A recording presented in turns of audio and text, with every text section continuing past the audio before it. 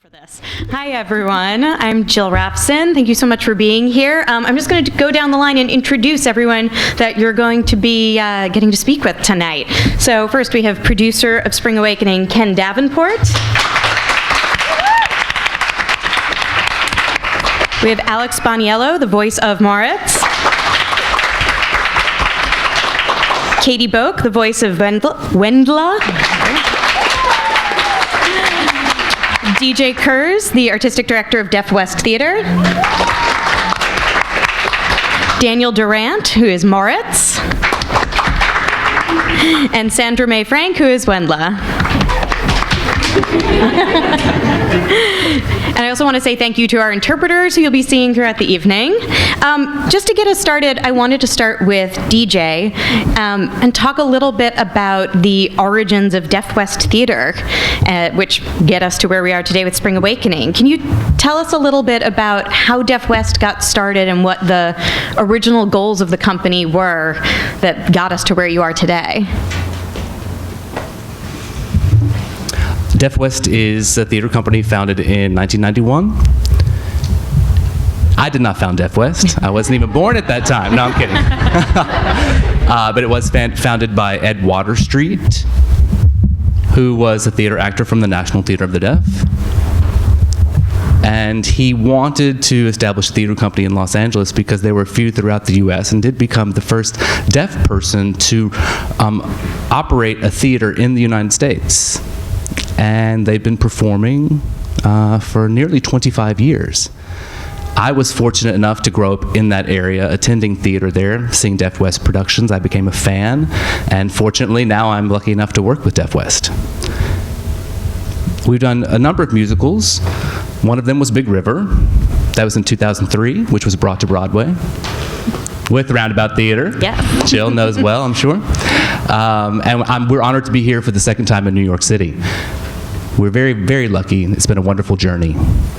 And it started with the workshop in the summer of 2013 and became a performance production directed by Michael Arden. At that time, we did it in a small 99-seat theater in Los Angeles in the fall of 2014.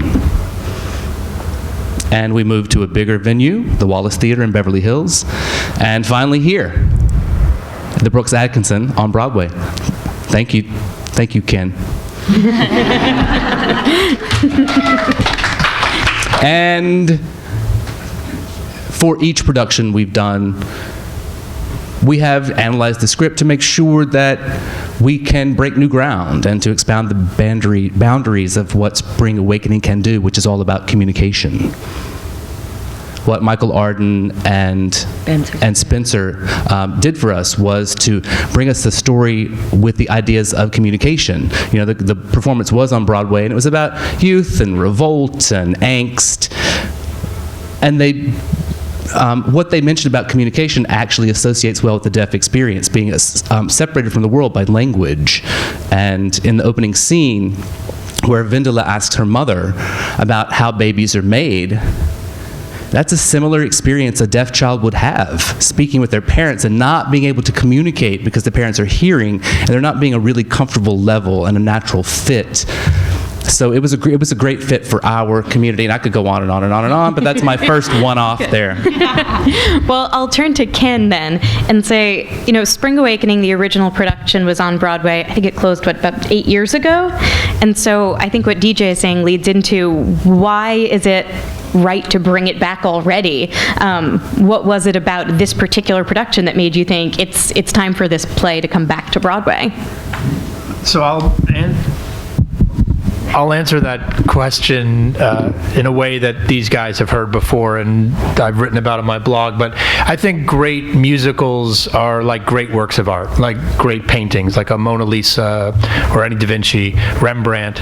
And what a great revival should do is put a magnifying glass up to that work of art and allow you to see it just a little bit closer. Every brush stroke, every color shading, every intention the artist had through a different lens. And I was a massive fan of the original production of Spring Awakening. I saw multiple times, like many of you have seen this one multiple times, and I recognize so many faces. And I went out to Los Angeles to see this production, and I had known some people involved with it, and I was a huge fan of Big River, but I was only out there because I was going to a wedding that weekend of a friend, and I have said to her and him many times, if you hadn't got married that weekend, Spring Awakening might not be here. Because I said, oh, I'm going out there for the wedding, I'll go check out the show at the same time. And within the first 15 seconds of the show beginning, when Sandy steps forward and voiced by Katie, and Mama Who Bore Me begins, I was instantly taken, and all of a sudden the show got richer for me and deeper, and everything that DJ just said about the communication, it just started to make even more sense to me. And immediately I thought this show has to be in New York, because it's offering something so unique and so different from the original production, but still with the same spirit and the same essence of the original production. So we, 86 days later, opened on Broadway. Which is a very fast turnaround.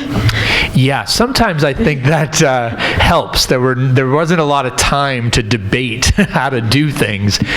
We just all, and it's a credit to everyone on the stage, and Michael and the designers and everybody was so passionate about this production and it getting to New York City, which means, of course, getting to the world, that everyone got together and said, we're going to do whatever it takes to make this happen. And we did.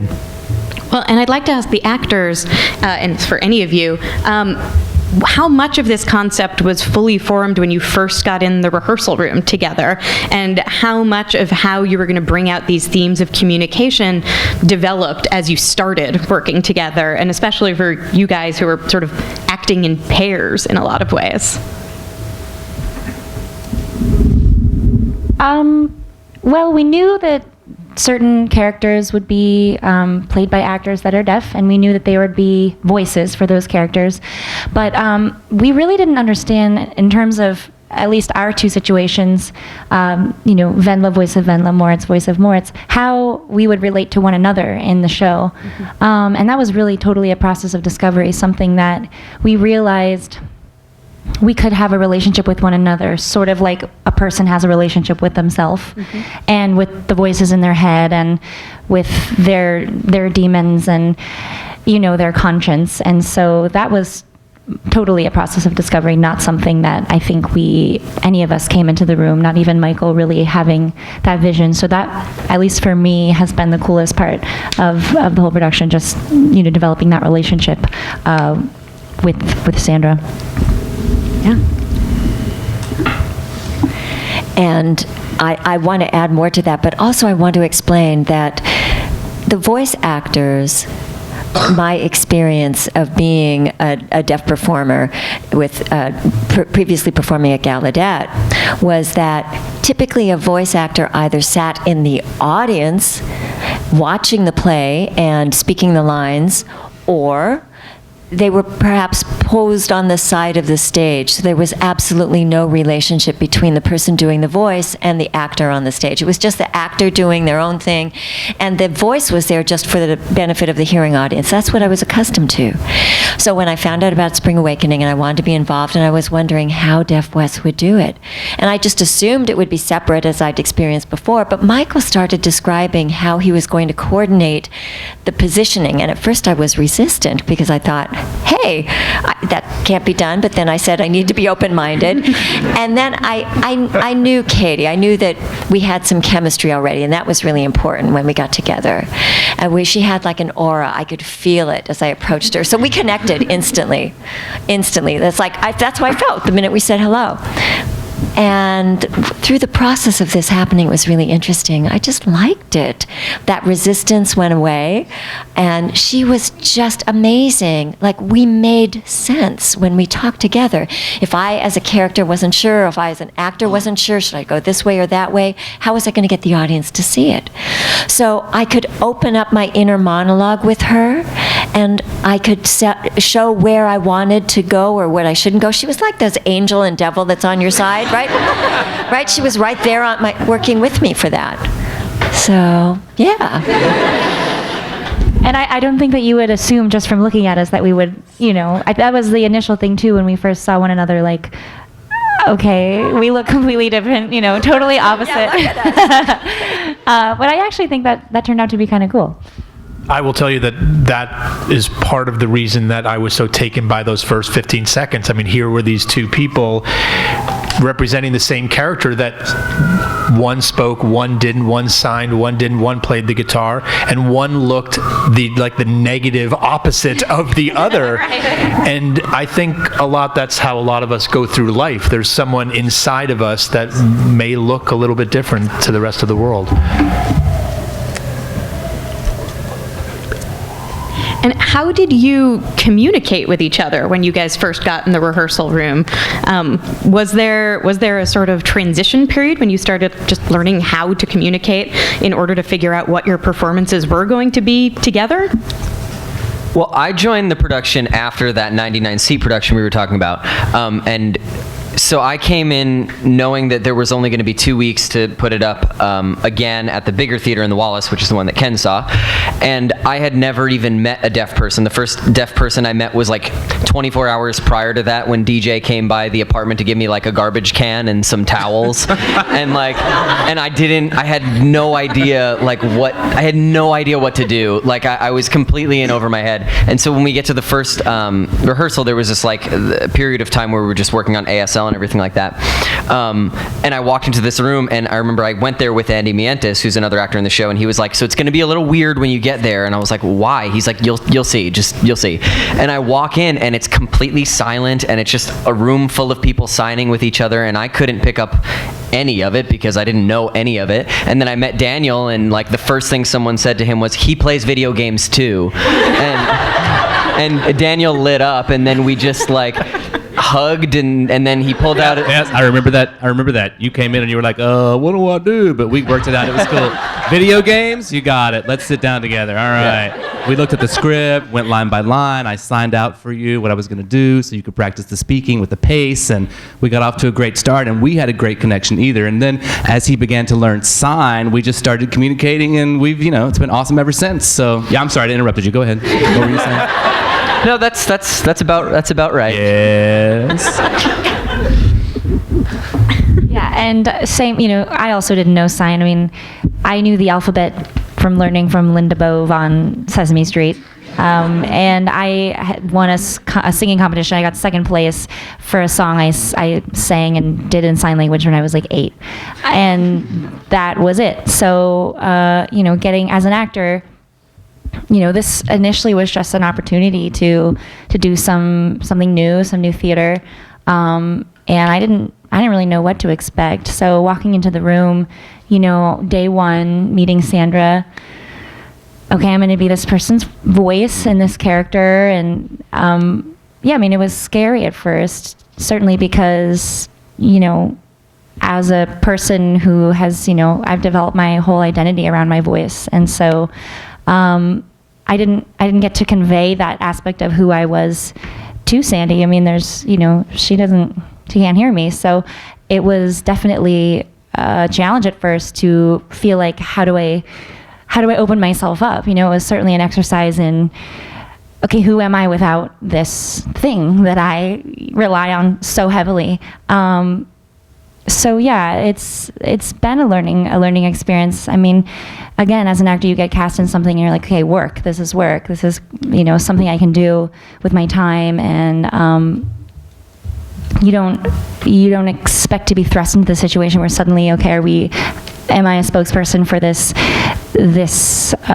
cause now? Am I someone who is suddenly supposed to speak on behalf of what the deaf community goes through, experiences? So, I mean, I've been humbled in this whole experience, learning so much. I mean, I've learned so much from day one about, the challenges and, about ASL, about the right terms to use, and I'm learning every day. I mean, I've been referring to Sandra as a deaf actress this whole time, and then I just read her article on the Washington Post yesterday where she said, I'm an actor who just happens to be deaf. So I'm learning every single day about through this whole experience, and I've enjoyed that opportunity to grow and learn quite a bit. Yeah.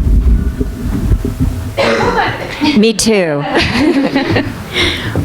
Well, and continuing on this theme of communication, one of the things that I love in the show is that it's not just a production where some of the performers are deaf. It feels like a reinterpretation in which some of the characters are now deaf. I'm wondering if any of you would like to speak about how that came about and if there are any particular scenes or moments on stage where you feel like that really gives something new about this play that's been around for a long time to the audience.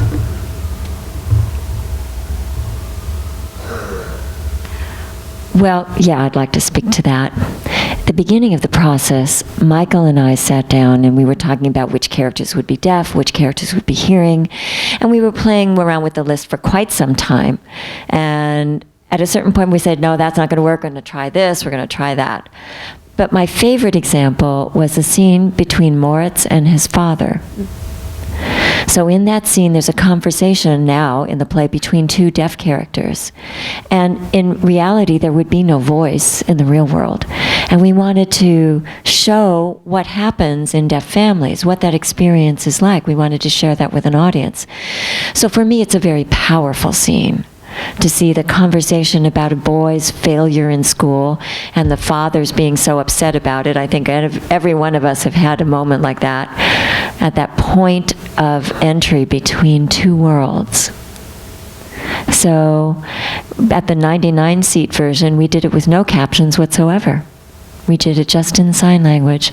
So we had the word fail was aired on the wall, or just one main word for each important moment in the scene. And I saw the audience get it. I saw the audience understand that communication was coming through sign, and it transcended boundaries at a very deep level. And that is a very beautiful scene in the show. Are there any other moments for you guys that express that theme? Yes, actually. I'd like to add another scene, which is in the second act, where the boys are at school with a teacher, and it's really interesting to me. That scene guarantees that it has two different perspectives from the audience. The hearing audience watches it and thinks it's just fine, where they're yelling at them to speak speak the Latin words clearly. But Moritz, as a deaf character, can't speak it, and they see that going on. Whereas the deaf audience goes, of course, yes, we've had so many years of speech therapy where they had to make us speak. I grew up with that, my personal experience. They were trying to force me to speak, and they had their hands on my face in speech therapy. I didn't like that at all. Get your hand off my face. But it wasn't a great experience at all. So the deaf audience is getting at it at a different level. So that there's moments of deaf history that have been planted in this play, where the hearing audience goes, oh, there's something interesting. The deaf audience goes, yeah. So it's guaranteed to have two different perspectives. And it's one of my favorite moments in the show. I'm also wondering if you can speak a little bit about the choreography. So I guess the choreography in this production goes hand in hand with how you're interpreting the lyrics. So I imagine it's not a word-for-word match. So how did you work with your choreographer and with the ASL masters who worked on the show to put that all together? Because it looks incredibly beautiful, but of course it also has to convey meaning. So how did that come about in the process?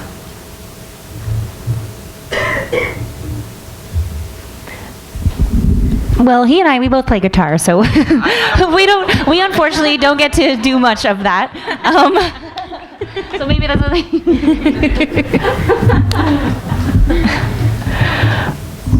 Sure, I'll start.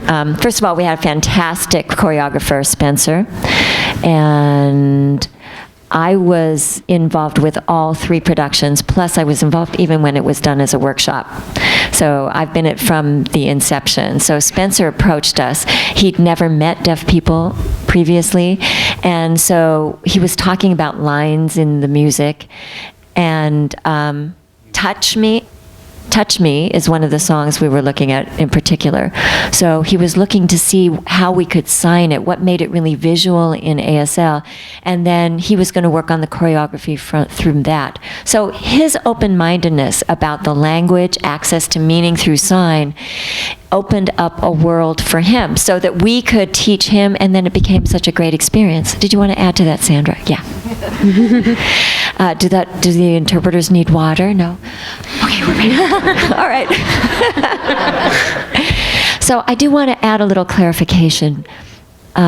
We had Spencer as our choreographer, and we also had an additional choreographer who's Alexandria Wales, who's a deaf choreographer. So she was helping. It's not just choreography from the hearing perspective, but choreography from the deaf perspective as well, because sometimes we would be in motion and a sign might be missed. Or a hearing person could tolerate that, but a deaf person wouldn't be able to understand it without the signed meaning. And we also have an ASL team that's just tremendous. And they were responsible for all of the translations, for all of the songs, for all of the dialogue, everything. So they had it ready for us, handed it to us when we got there. And then we were able to make minor adjustments. Just checking the interpreter got all that. So. And I loved how Spencer, as a hearing person, was learning signs from us and going through the process. So he might have gotten frustrated with an interpretation, so he just had to learn some signs. So the signs might have had some sound included. So if there's a song like Touch Me that has a beat to the sign, like how do we get the signing equivalent for a deaf audience to the rhythm?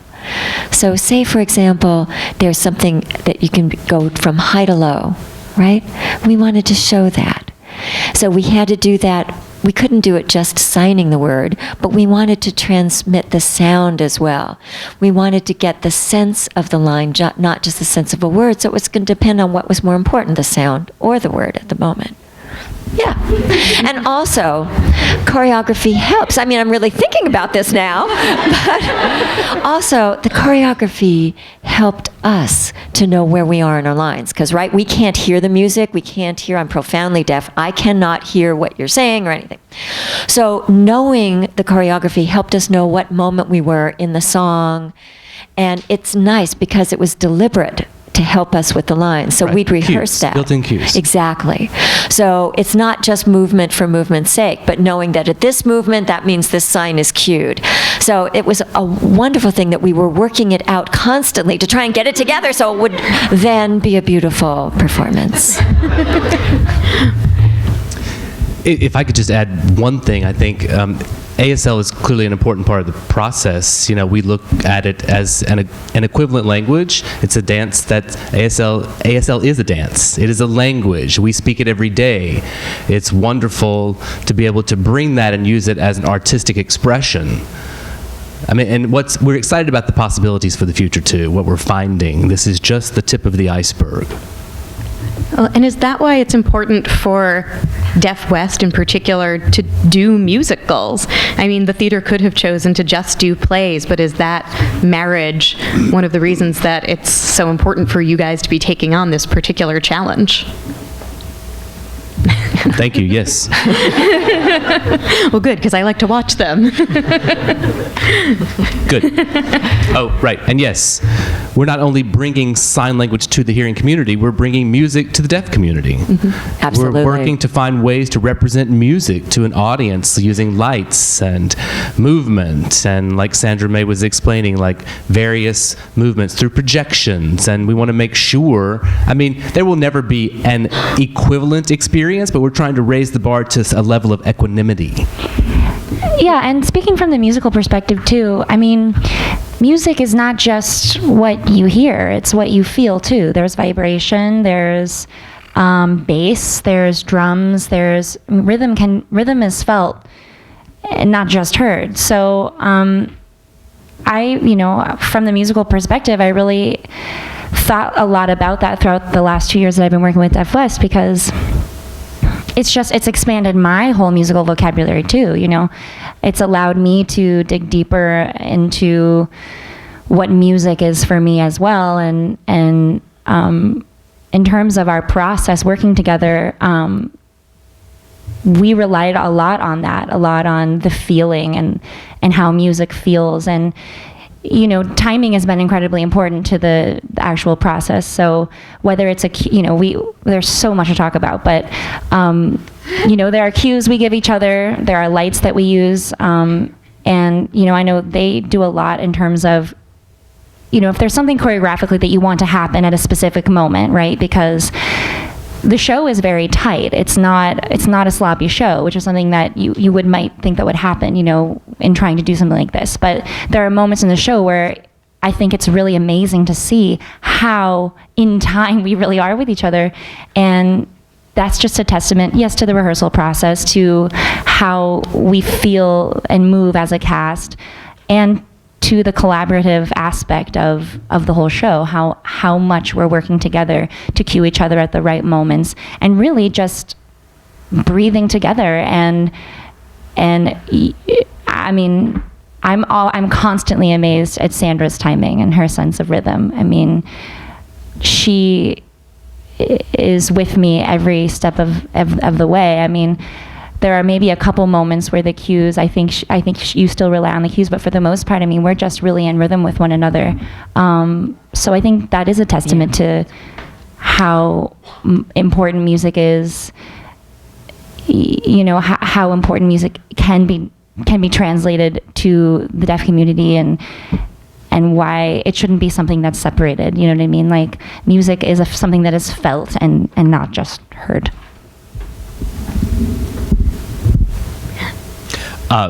Before this production, I was never in a musical. I didn't really understand musicals. I thought, I'm deaf, so 4/4 the musical, I didn't get it. I didn't have any interest. But then when I got the role in Spring Awakening, which was a musical, I thought, how am I going to do that? But once I got started, like everyone has said, the choreography with Spencer.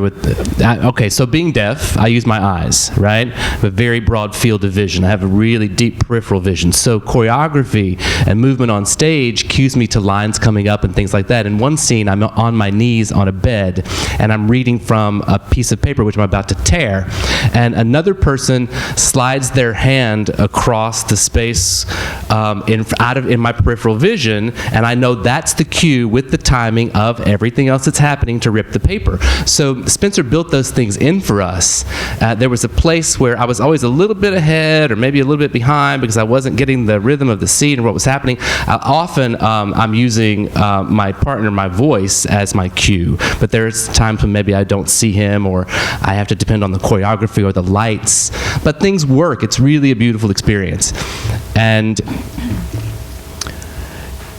having sound through music, I just feel like what we do is such poetry, and what we're doing is taking the lyrics with the music and adding such a visual experience to it, and that's such a profound part of the process. It's been a great experience. And I'd like to make another addition as well. I love music with sign. I'm totally into it. I can't hear it, so I'm always trying to find music with captions, music with signing, and I really love it. But in my opinion, I think ASL is so direct and visual, so you get it. Even if you don't know sign language, you can get the song. So if there's some lyric thing happening that maybe is a little risque, but signing is going to show the deeper meaning, even if the words aren't. Right, because it's so visual. Right. So you're going to show the deeper meaning, not just the superficial meaning of the words, but what's really going on behind it. And that's what's expressed in sign. So that's quite an awareness and a great experience. I just love it. So Ken, as a producer, how do you take the beautiful experience that they're having putting together this production? How do you convey that to an audience and say, come see this show, see this production, it's really special? How do you get that across to an audience?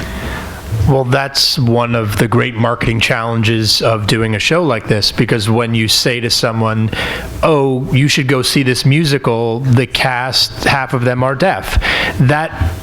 If you don't know the production, if you don't know Deaf West Theater, that doesn't really make sense to the average theater goer.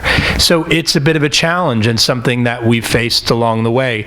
What I find is that if it takes more word of mouth impressions on a show like this to get you to go see it if you don't know the show or the experience, rather than go see Les Mis or Hamilton and someone says, oh my God, you got to go see this show. People go.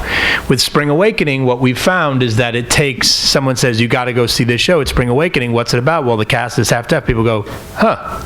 Interesting. They file it away. They wait till someone else says it, and then someone else says it, and then someone else says it, and then finally they go.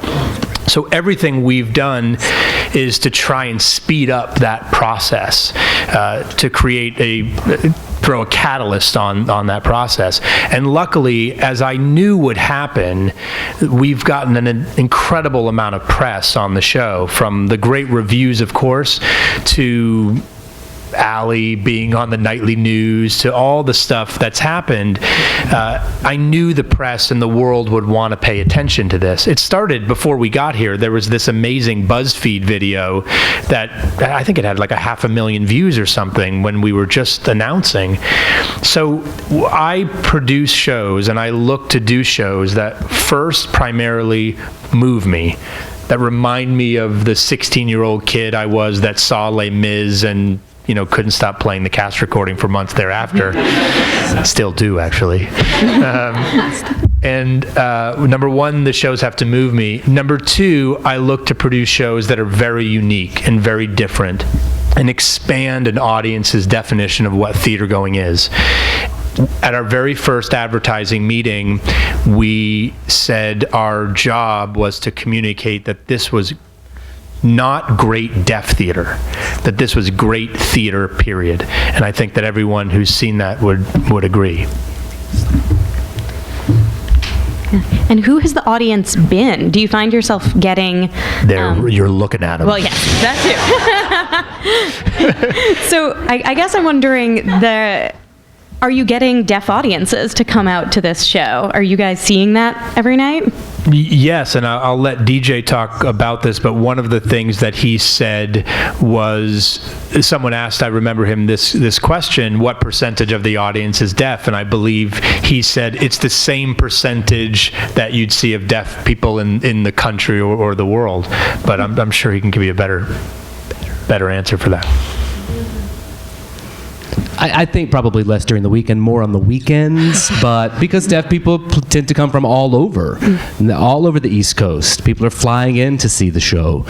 Some people have come internationally. We had a group from Finland recently to see this show. 20 people. 20 people came from Finland. So it's been a great, great historical event for our world community. And I think for them to come here and see a Broadway production in their own language, in their own culture, doesn't happen often. Yeah. Yes, and from my experience, I try to meet as many people as I can. I can't meet everyone, but when you look at the first and second runs in LA, there were more hearing people than deaf people, but that was all right. And now here in New York, because we have a long run, it's hard for me to really comment on statistics, but I'm seeing a lot more deaf people come than ever. And it's amazing because we're seeing more deaf people now and very different people. Every week I see deaf audience members, I would say, maybe as many as 30 or 40 every single week. And that's really nice because I think that we are literally doing the show for a long enough run, and they're so happy to have the experience of watching a show in sign language. And I think that I've seen more deaf audience members in this current run than any of the others. Would you agree? Oh yeah, I agree. This is Daniel. Yes, I agree with you absolutely. More here because the international people are coming here. Deaf people from all over the world are coming. I meet people after the shows and I'm like, you're from where? You're from where? and much more than others. And also, I think that it's true about the theater world. I've had, you have good theater and bad theater, right? The deaf community has had good deaf theater and bad deaf theater, but on Broadway, you know that it's supposed to be good. So that's another reason it's a draw. Not all of it. I'm going to open it up to questions from the audience now, and I think I already saw one hand. Hi.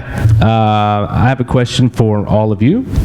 you were just talking about your experience with a deaf audience. Oh, and your experience, Sandra May, of being a deaf actor on stage and the voices being in the audience, merely just providing the words for you. And now I want you to, you talked about the experience of having a hearing actor on stage with you. I'm just wondering what you think about making future alterations or inventions for future productions. Like after Spring Awakening is over, you've set sort of a model of this dance, this chemistry that's created between the two actors, the singing, the signing, the choreo. How do you do that sign? Choreograph? What is This is how we sign it, yeah. Choreography. There you go.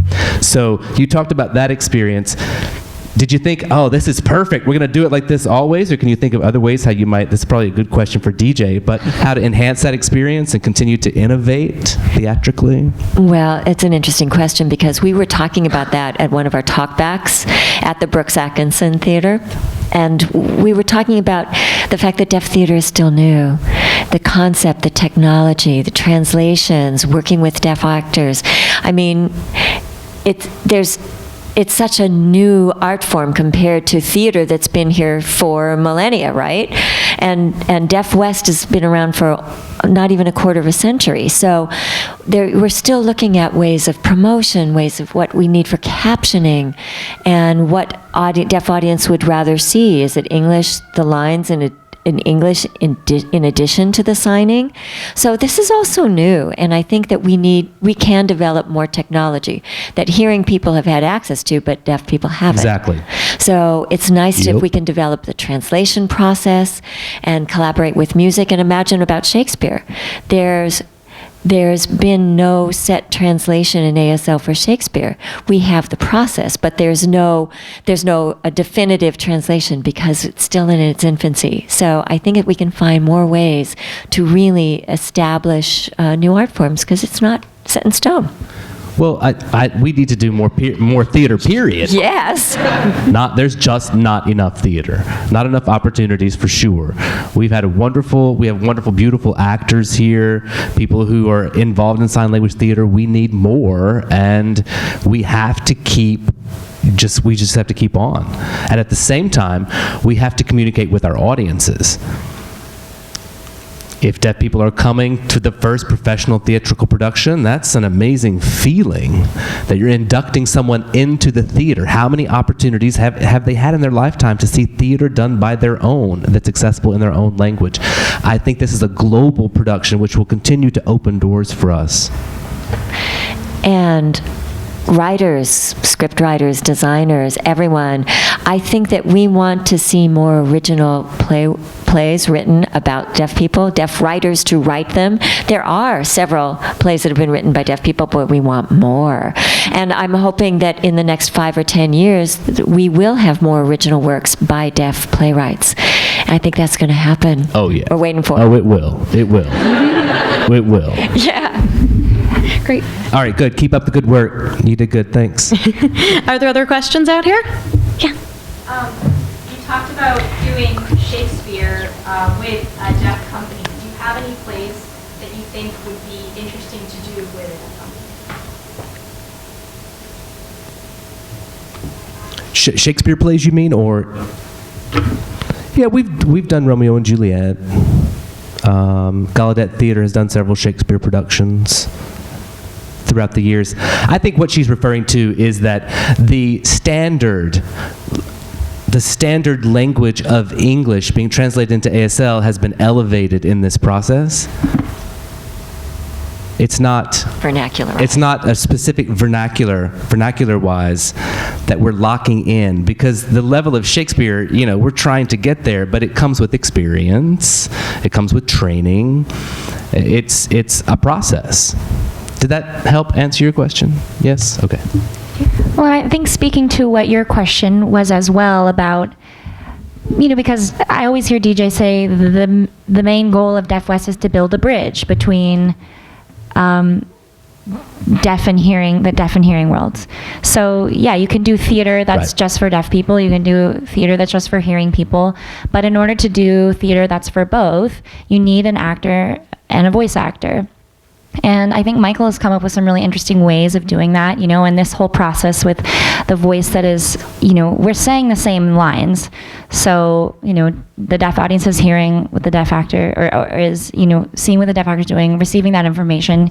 Hearing audiences are hearing what I'm saying and singing, and then they're experiencing it all together. We have another character in the show, Taya and Melita, where they're actually both characters in the show. They're sisters, but Melita, who is a hearing actor, speaks the lines that Taya is signing, and that's a different convention. So instead of, you see both characters. So I think there's an inherent relationship there already, right? So if a person is being a voice actor, so I think in terms of going forward and finding new ways, we have to talk about what the relationship is between the voice actor and the actor that is deaf, and I just think that's a really cool opportunity to develop those relationships on stage. And whether it's someone that you don't see, they're not in the reality of the play, but they're in the mind of the character, or whether it's a relationship between the two where one speaks for the other.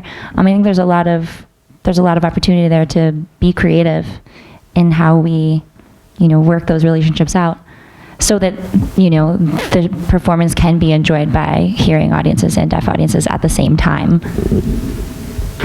Yeah, I think we have And time. I also wanted to make an additional statement to what Katie was just said. It may be a little off, but I just want to give you an example. In high school, I was in a play, Crimes of the Heart, and I auditioned for the lead role, and it was a hearing play. I was the only deaf person who auditioned. And they decided to cast me, and they added an additional character who was my best friend, who spoke for me and signed, and I could sign for the audience that showed up. So, for example, what are they saying? And then they would sign the lines to me. So there's always different ways that you can do it. And that was one of them. And just let's talk about how to do hearing theater better, Ken. How do you make your plays better? If I knew that, I would have produced Wicked and Hamilton and all those. No, I will say somewhat of the frustration, even, and I will admit, is that we're doing theater that appeals to two audiences right now. In theory, that should be a producer's dream. Our audiences should be larger than every other show out there, because I'm appealing to two sets of audiences. And what is, again, frustrating and a bit of a tragedy for me is that not every single seat is sold in our theater every night. And it just shows that, to Sandy's point, we are just in the beginning phases of this. This is the beginning of the revolution of bringing different audiences together and making theater accessible for everyone, and not just one group or the other. It's a shame that we're not there yet, but I believe this production is the first step in getting there. I think, unfortunately, we have time for only one more question. Okay, who's got I think I saw you first. So I'm going to go. My question is actually for Ken. I've been around an interpreting company in Michigan that kind of interprets the same way Spring Awakening kind of works. And what do you think the future is for Broadway to incorporate interpreting in a shadow kind of sense for future productions to maintain the catharsis for hearing audiences as well as the hearing and deaf community synergy, so that deaf audiences can be welcome in all Broadway houses?